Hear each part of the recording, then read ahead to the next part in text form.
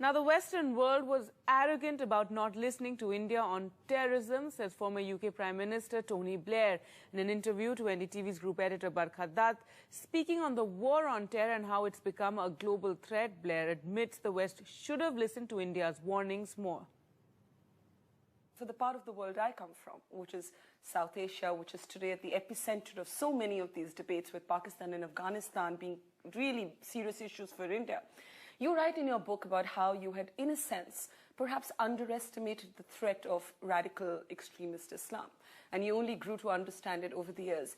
Do you think that there was this one turning point that made you understand it, or do you think that happened to you only after you stepped down, in a sense, from office? Well, it's a good question. I mean, I think it's been a process over time, but I also think, you know, something I used to say towards the end of my premiership was we should have listened to India more. You know, we should have watched what was happening there and taken more account of it. And I'm afraid rather kind of arrogantly, actually, the West sort of thought, well, maybe it's something to do with India, and so, you know, it's a far-off place and we don't quite understand it and so on.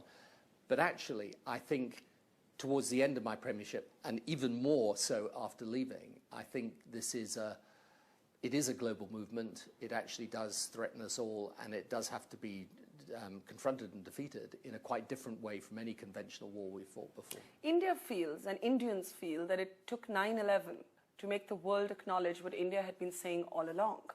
And to that extent, India also believes, and this is irrespective of which government is in power, that the world has not responded firmly enough to Pakistan. Now, you make a reference in your book to your meeting with General Musharraf, to terror groups operating out of Pakistan, but you do draw a distinction between terror emanating from Pakistan and the entire Pakistan establishment being complicit in that.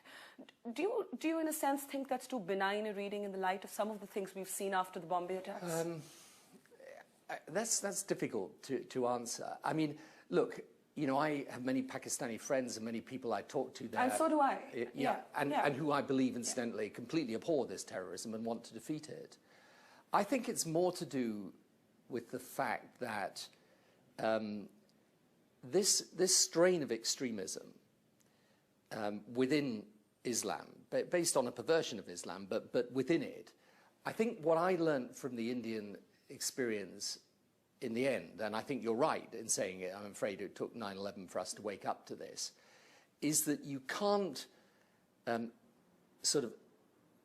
hide away from the fact that this is actually an element within Islam. It may be based on a perversion of it, but it's there. And what it does is, it's not merely that it expresses itself in acts of terrorism, it expresses itself in a narrative of extremism about society and about relations between countries and people of different faiths, which is, I think, fundamental and has to be confronted. Now, I think that narrative, unfortunately, is there as a strain within Pakistani society.